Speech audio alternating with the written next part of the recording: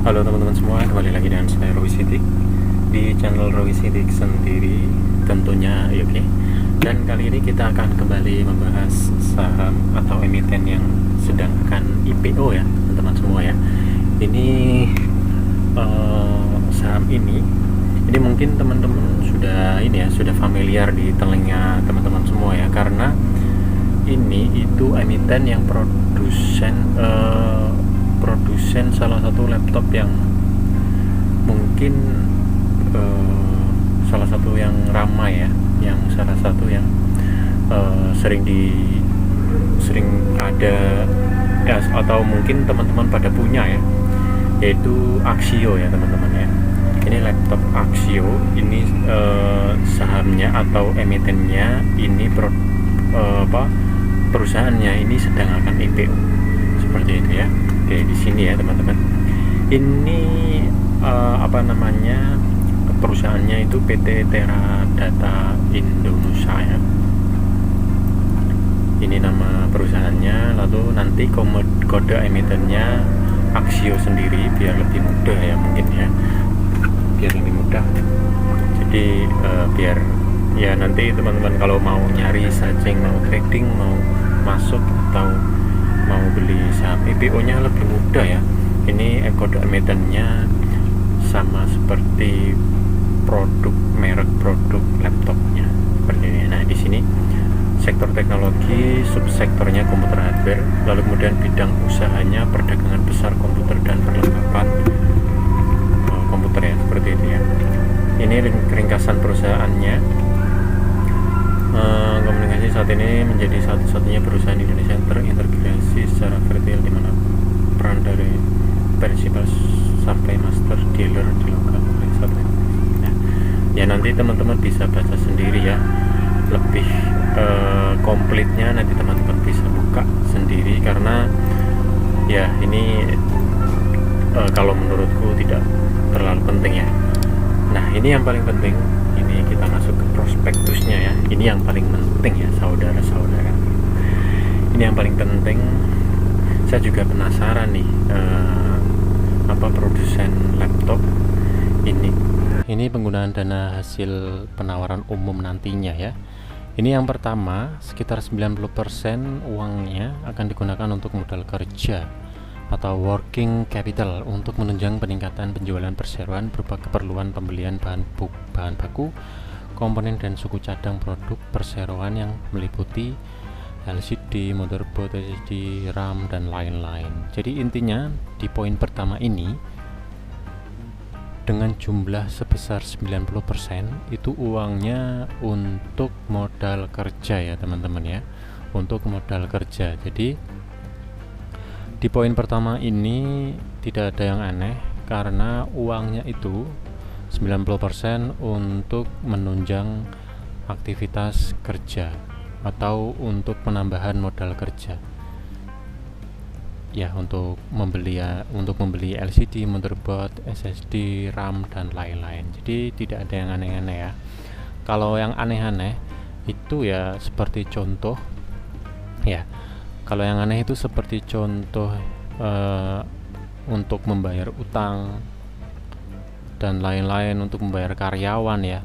Itu kalau menurut saya membayar karyawan itu sepertinya belum cocok kalau diambil dari uang penawaran umum perdana perseroan ya. Karena untuk pembayaran utang atau membayar gaji karyawan, kalau menurut saya alangkah lebih baiknya itu diambil dari profit perusahaan ya, atau laba seperti itu ya, laba perusahaan lah ya.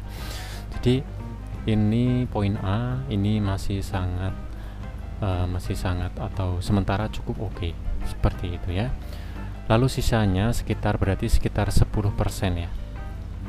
Berarti sekitar 10% akan digunakan untuk belanja modal, capital expenditure, antara lain untuk perluasan area gudang dan produksi yang berlokasi di pabrik perseroan saat ini, dan pembelian peralatan pendukung produksi berupa conveyor line, forklift, racking management, serta mesin berupa surface mountain teknologi SMT untuk keperluan produksi motherboard, dan alat pendukung pengembangan berupa alat tes hasil produksi quality control kit. Jadi Intinya yang poin kedua ini juga tidak untuk membayar hutang, tidak untuk membayar gaji karyawan dan lain-lain ya.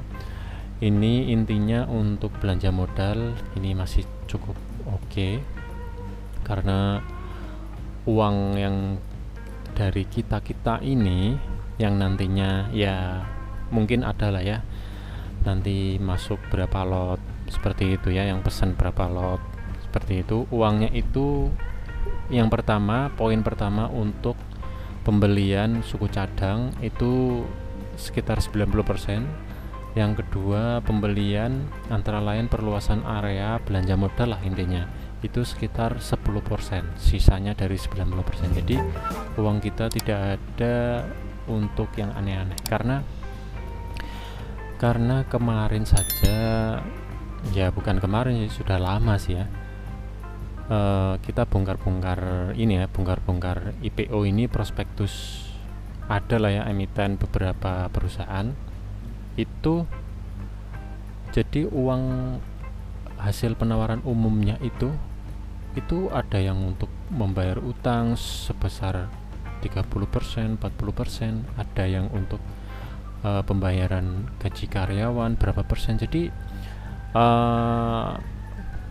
kayak saya rasa tidak ini ya, tidak cukup tepat gitu ya, uang hasil penawaran umum kok buat bayar hutang, buat bayar karyawan, gaji karyawan. Jadi istilahnya kalau memang itu uang hasil penawaran umum buat bayar hutang sama gaji karyawan, berarti laba yang dicetak oleh tahun-tahun lalu itu kemungkinan besar lah ya, kita logika saja, kemungkinan besar laba tahun lalu yang dicetak itu tidak cukup untuk membayar gaji karyawan, untuk membayar utang dan lain-lain ya.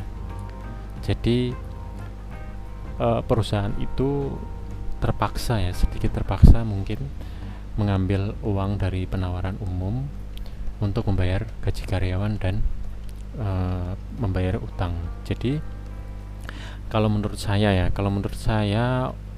uang hasil penawaran umum kok untuk membayar utang, membayar gaji karyawan dan lain-lain, itu mungkin perusahaannya dari tahun lalu belum mencetak laba yang besar, sehingga tidak ada cukup dana untuk alokasi membayar utang, untuk alokasi membayar gaji karyawan dan lain-lain. Seperti itu ya teman-teman ya, bisa ditangkap ya.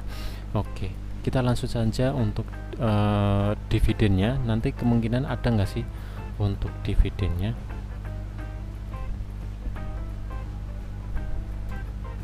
Nah di sini teman-teman, dividen. Nah di sini dividennya nanti paling sedikit 20% dari jumlah modal yang ditempatkan dan setelah sebelum melakukan pembagian dividen ya. Oke, kita langsung masuk ke laba rugi ya. Laba rugi di sini teman-teman bisa lihat untuk di tahun 2019,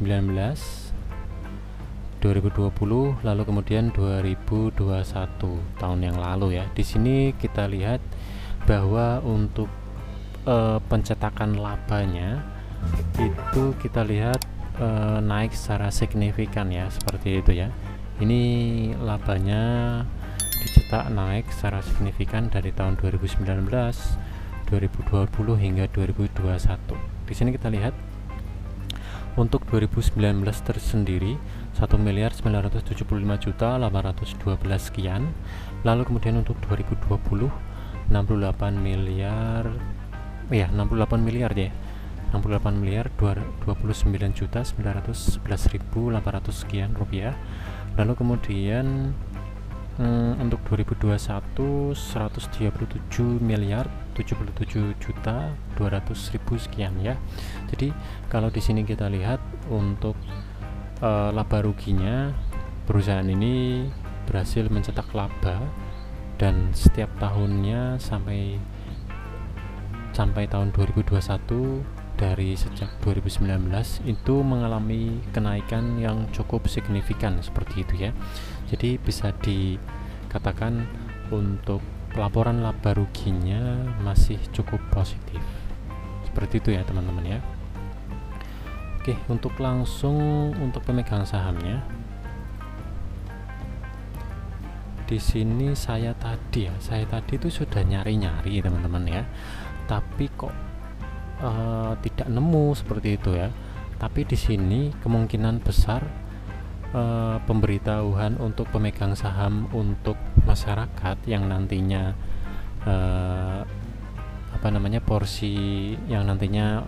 porsi ke masyarakat itu berapa persen, ini saya rasa itu tertuang di sini ya teman-teman ya, diberitahukan di kalimat ini, karena biasanya itu diberitahukan ke dalam bentuk daftar seperti itu ya, daftar kotak ya, di dalam kotak. Jadi biasanya itu pemegang saham berapa persen, itu yang nomor pertama. Nomor kedua, siapa pemegang sahamnya berapa persen. Nomor tiga, siapa pemegang sahamnya berapa persen. Tapi di sini saya cari tadi itu tidak nemu ya.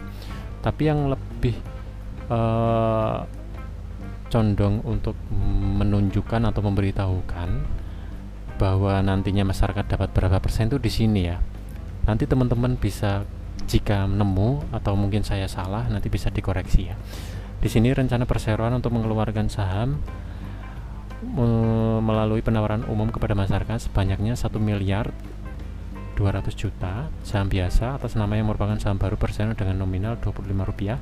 Setiap saham yang mewakili sebanyak-banyaknya 20% ya. Jadi masyarakat nanti dapat porsi sebesar 20% dari seluruh pemegang sahamnya ya. Jadi ini kalau 20%, benar 20%, ini masih cukup oke, karena kalau terlalu banyak ya tidak cukup bagus, kalau terlalu sedikit nanti tidak liquid untuk pergerakan harga sahamnya ya, seperti itu ya. Jadi kalau nanti ini dirasa teman-teman salah, nanti bisa dikoreksi ya, kalau mungkin teman-teman mengulik prospektusnya nanti dan menemukan ya, seperti itu ya. Oke, begitu saja teman-teman, bisa di like, share, dan subscribe ya. Bisa di subscribe sekarang untuk menunjukkan bahwa teman-teman mendukung channel ini. Lalu kemudian share juga ke teman-teman yang lain yang menurut teman-teman ini sangat bermanfaat. Lalu kemudian tonton juga video-video saya sebelumnya, itu banyak membahas mengenai saham yang sedang IPO juga, saham yang sedang potensi, dan lain-lain. Dan sampai jumpa di video saya selanjutnya.